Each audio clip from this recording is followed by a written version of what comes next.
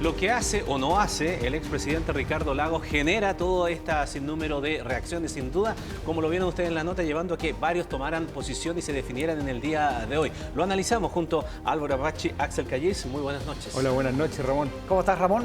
Yo no hablaría de sorpresa porque todos los que se reunieron con el expresidente Lagos en las últimas semanas, de ambas opciones, partidos más cercanos a la apruebo, partidos más cercanos al rechazo, todos sabían que al expresidente Lagos había muchas cosas que no le cerraban del texto constitucional, desde el borrador en adelante y el texto definitivo que se entregó este lunes 4 de julio. De todas maneras, es un impacto en el apruebo, lo veíamos en las reacciones, porque esperaban que se cuadrara, igual como lo hizo Michelle Bachelet, que ya habló hace varias semanas. De todas maneras, queda la impresión que Ricardo Lagos en esta carta marca un punto, no se matricula con el apruebo como se esperaba, pero podría guardar algún cartucho para las últimas semanas, ¿no, Axel? O sea, la carta apareció y parecía película francesa. Todas las trataban de interpretar así como... Es verdad. Así como esas películas que uno ve en las letras y uno dice, ¿cómo terminó? Cinearte. Cinearte, así. Claro, empezaron a interpretar la carta los dos bandos para tratar de encontrar alguna interpretación que les diera como más para allá o más para acá. Pero, a ver, en resumen, lo que hay que decir un poco lo que dice Álvaro. O sea, era una persona de la tribu del apruebo y dijo que no iba a votar apruebo. Y ese es un hecho importante. Lo segundo, de una u otra forma, deja a su base política, que uno puede discutir si todavía es tan grande como lo fue. Recordemos que a Ricardo Lagos lo bajaron de la primaria del Partido Socialista del año 2017. Por lo tanto, en ese minuto yo diría que está siendo su momento más devaluado. Después fue como el rostro de los 30 años. Pero los partidos del PS, PPD, lo que se llama el socialismo democrático, están en el apruebo. Entonces, de una u otra forma, él se sale de la manada, de la tribu, y toma esta posición que yo diría que es bastante incomprensible para el segmento a quien supuestamente él le debía hablar. Porque en el fondo no es que Ricardo Lagos mueva masas y millones de votos, sino que es una elección esta tan importante en términos de los pequeños segmentos, las pequeñas líneas, que él habla a unas personas que están en la concertación, que son moderadas, que son mayores, y que en ese minuto va a tener que venir Bachelet a tratar de compensar esto. O sea, esto le da pega a Michelle Bachelet. Como dice Álvaro, si bien es un desaliento para la opción apruebo, porque no dice que va a votar apruebo, pero tampoco dice que va a votar rechazo. La pregunta es, ¿por qué no tomar una definición respecto de esa situación a tu juicio? ¿Costo político o guardarse una cartita bajo la manga más adelante? Puede haber segunda parte, recordemos, o sea, podría haber, pero también hemos aprendido a partir de Marco Enrique Frey, año 2009, que cuando uno llega a los últimos 3 días a decir, no, en realidad doy el apoyo, ya no sirve para nada, porque esa adhesión ya no sirve. Esa adhesión ya está, es como para dejar ahí el papel con el timbre de la portería, o sea, no sirve para nada. Y en ese sentido yo creo que ahí faltó una mirada más de entender el rol que ocurre. A mí no me gustan los partidos políticos que no se definen, ni los políticos que no se definen. Es decir, cuando uno está en política es porque está haciendo una acción colectiva y por lo tanto uno se debe al colectivo, sea de derecha, centro, izquierda, cual sea.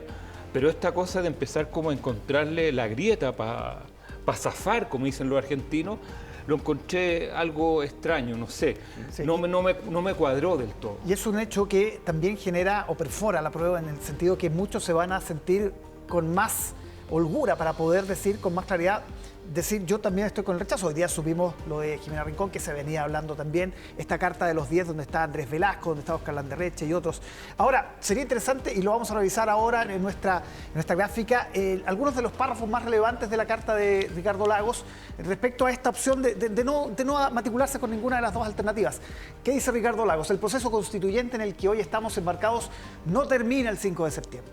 Porque las dos alternativas en juego están lejos de convocar a la gran mayoría ciudadana. Esto de que no se construyó la casa de todos es un poco lo que está diciendo Ricardo Lagos, también previendo, ¿no, Axel? Un escenario apretado. Las encuestas dicen que por ahora el rechazo está bastante más arriba, pero esto puede ir cambiando. El tema es que el apruebo es muy difícil, prácticamente imposible que logre una fuerza como que la que logró en el plebiscito de entrada. A mí, ¿sabes lo que más me extrañó? Que esto es muy parecido al Twitter que hizo, que él hace de una gran mayoría ciudadana. Entonces la pregunta que uno se hace es, ¿de dónde constata él que la polémica actual constituye una representación de la gran mayoría ciudadana? Que si Cuando uno es demócrata, y como él es un gran demócrata, son las urnas las que tienen que hablar para establecer que son las grandes mayorías. Entonces yo creo que ahí él se apresura un poco al interpretar que lo que está en juego, estas dos, llamemos, porque en el fondo lo que está diciendo, que la gran mayoría ciudadana no está contenta con la propuesta.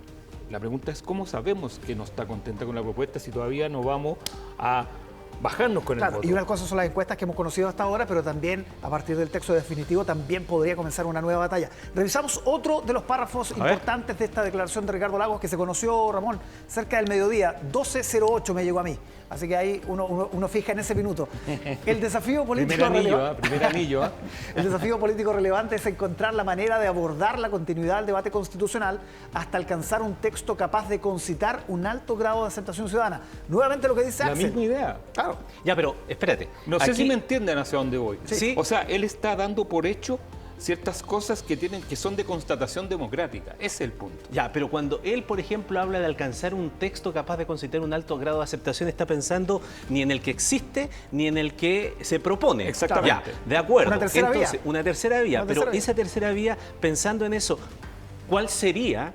Porque no se manifiesta allí, habla de las dos opciones. De hecho, la carta dice más adelante, dice lo que hay que cambiar si es que gana el apruebo o si está el rechazo, ¿no es verdad? Para uno de las dos cosas. Hace una lista bien larga. Ya, sin entrar en ese detalle, ¿qué es lo que desde ese punto de vista uno trata de interpretar? Mire lo que estamos haciendo O sea, esto es como la Biblia. Sí.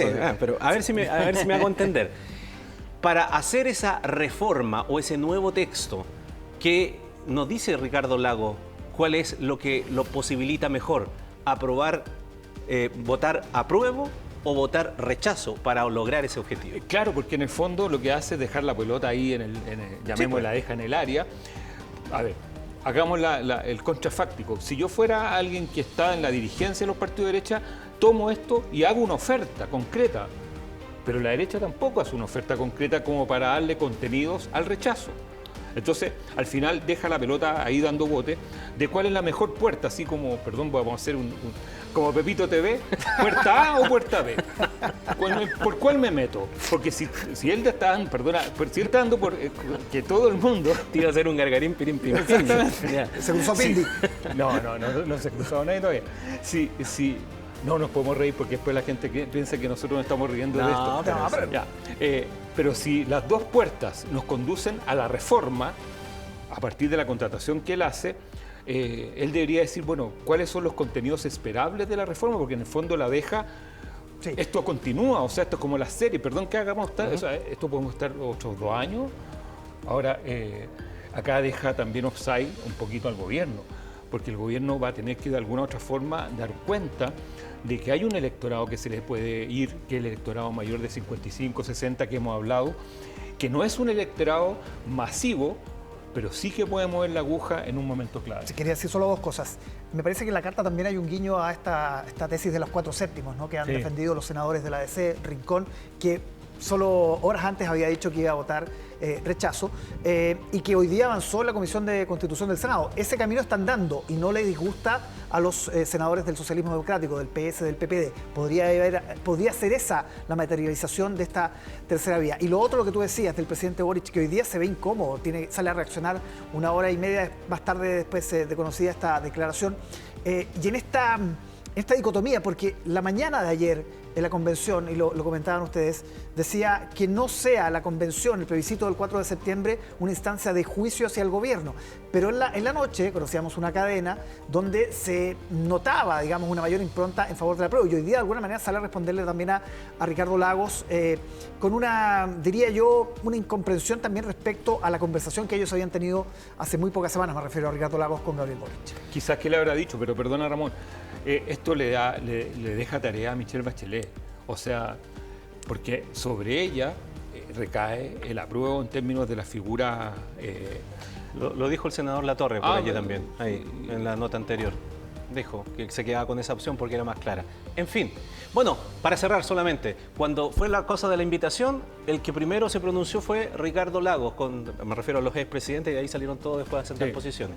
Bueno, tal vez ocurra lo mismo para que cada uno sea más explícito en las próximas horas. Siempre a Ricardo Lagos le ha gustado ser el primero, como innovar así que capaz que sea el primero que después de una carta ahí, pero... Ojo que mañana en la Junta de la ADC a ver si el expresidente Frey, por ejemplo, se manifiesta. Ah, por supuesto.